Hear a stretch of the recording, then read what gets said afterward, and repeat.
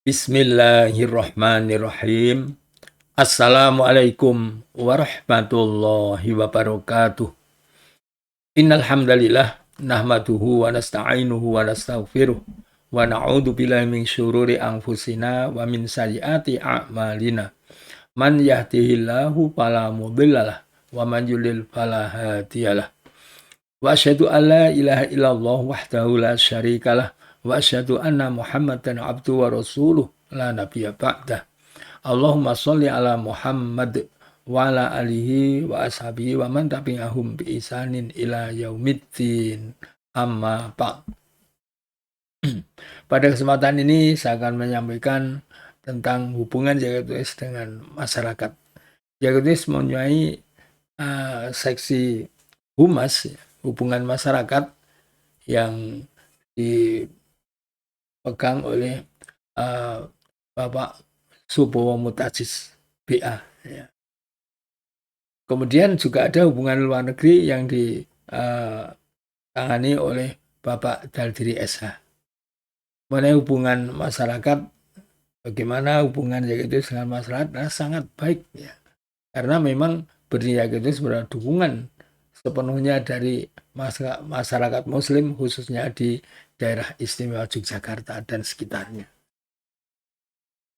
YGTS dalam hal ini yang pertama mengikuti pameran pada Konferensi Islam Asia Afrika KIA di Bandung, yang mana Bapak Supardi Abdul Somad selaku ketua memimpin rombongan dan membawa qori, yaitu Saudari Warnida Nur.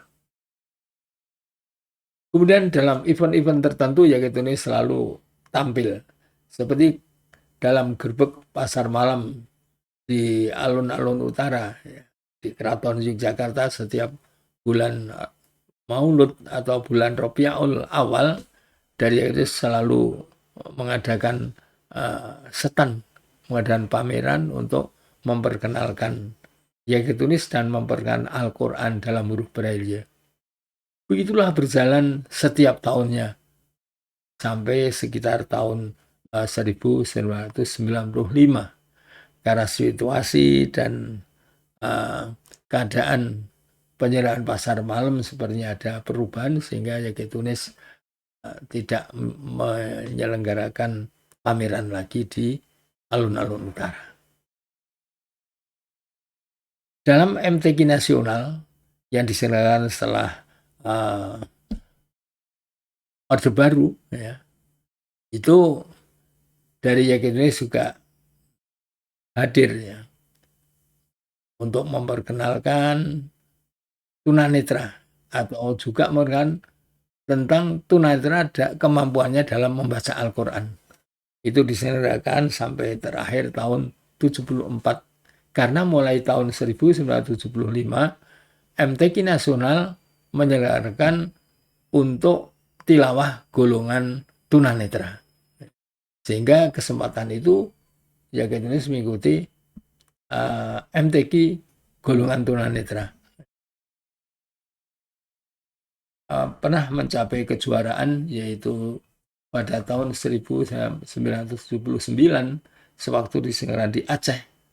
Ada seorang siswa YGTS yang mengikuti kursus mengenai membaca Al-Quran, khususnya Al-Quran dalam huruf Braille di YGTS, yaitu siswa dari Aceh yang bernama Yahya Hanafiyah. Nah, pada MTQ di Aceh dia mengikutinya dan berhasil memperoleh juara pertama dalam MTQ golongan tunanetra. Selanjutnya YGTS selalu aktif menampilkan qori atau qoriahnya dalam MTQ tersebut, namun belum memperoleh kejuaraan lagi. Pernah dicapai kejuaraan harapan. Nah, dengan demikian YGTS lebih dikenal lagi. Kemudian dalam event-event yang lain YGTS juga selalu mengikuti, terutama kalau ada kesempatan untuk tampil, mungkin sebagai pembaca ayat-ayat Al-Quran dalam satu acara, ataupun juga bisa melakukan satu aktivitas semacam pameran, misalnya dalam peringatan Hari Kemerdekaan 17 Agustus dan sebagainya. Dengan masyarakat, pada kesempatan kegiatan di masyarakat, ya kita juga selalu tampil. Mungkin dia juga sebagai penceramah dalam suatu peringatan Hari Besar Islam atau sebagai qori. Nah, dengan demikian bahwa para tunanetra dengan berdirinya YKSUD betul-betul mengalami perubahan, terangkat dari keadaan sebelumnya yang mana tunanetra seperti tidak begitu nampak. Bahkan Bapak Muh Solihin selaku wakil ketua YKSUD pernah mengatakan, dulu orang itu kalau ketemu tunanetra asosiasinya tongkat dan tempurung alias peminta-minta. Tapi sekarang tunanetra bisa menjadi dai, bisa menjadi khotib, bisa menjadi qori, dan bisa tampil di tengah-tengah masyarakat. Alhamdulillah. Nah, inilah kegiatan-kegiatan yang ditampilkan, yang mana dari Humas memang ya cukup aktif dan kreatif. Kan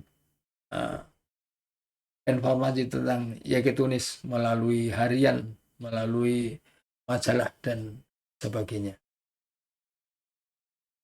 Jadi ini dihubungkan dengan penyerahan anak asrama. Ya. Anak YK Tunis, anak asuh itu supaya tinggal di asrama, memang tinggalnya bukan sekedar memberikan fasilitas inap bagi siswa atau memberikan kebutuhan makan dan sebagainya, tetapi menurut saya bahwa seorang tunanetra tinggal di asrama bersama teman-teman senasib itu mengandung nilai yang sangat besar, terutama untuk menanamkan rasa percaya diri dan menyadari bahwa dia itu memiliki satu kekurangan. Sebagai contoh, pernah di YK Tunis ada siswa yang mulai itu pendidikan integrasi atau inklusi di SD bersama siswa-siswa awas, yang mana berangkat dan kepulangannya dengan antar jemput, dan di sekolah pun selalu didampingi oleh teman-temannya. Dia lulus dengan nilai bagus, kemudian melanjutkan di MTS LBA YK Tunis.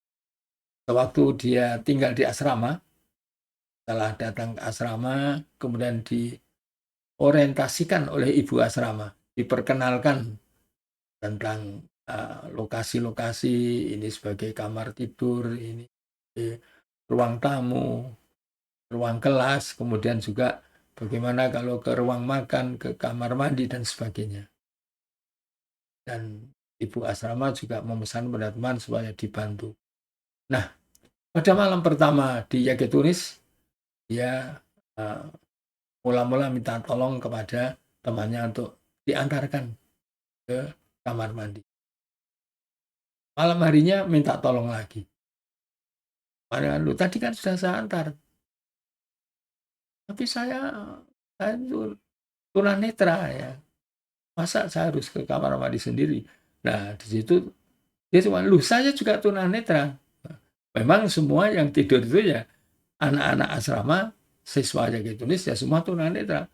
Maka terjadilah pembicaraan ya, semacam ya sedikit pertengkaran ya. Tapi karena antar senasib itu tidak menimbulkan permasalahan. Artinya, ya sudah saya antar sekali lagi itu diperhatikan. Nanti supaya bisa ke kamar mandi sendiri, pergi kemana sendiri.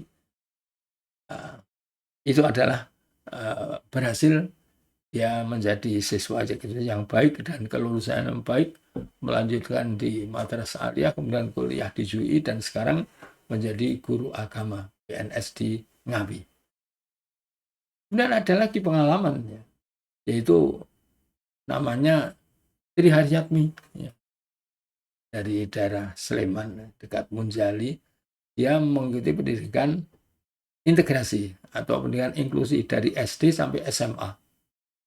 Prestasinya cukup baik, tapi yaitu berangkat dan pulangnya selalu antar jemput, dan di sekolah pun langsung ya, disambut teman-temannya, mau kemana dia pergi, mau dia bermobilitas ya dibantu temannya. Setelah tamat SMA, datang ke Jaket Tunis. Dan saya sendiri yang menerima waktu itu. Ya. Dari kakaknya menyampaikan, ini adik saya sudah tamat SMA. Harapan saya dari tamat SMA bisa menulis semacam artikel atau apa, dimasukkan dalam majalah atau harian.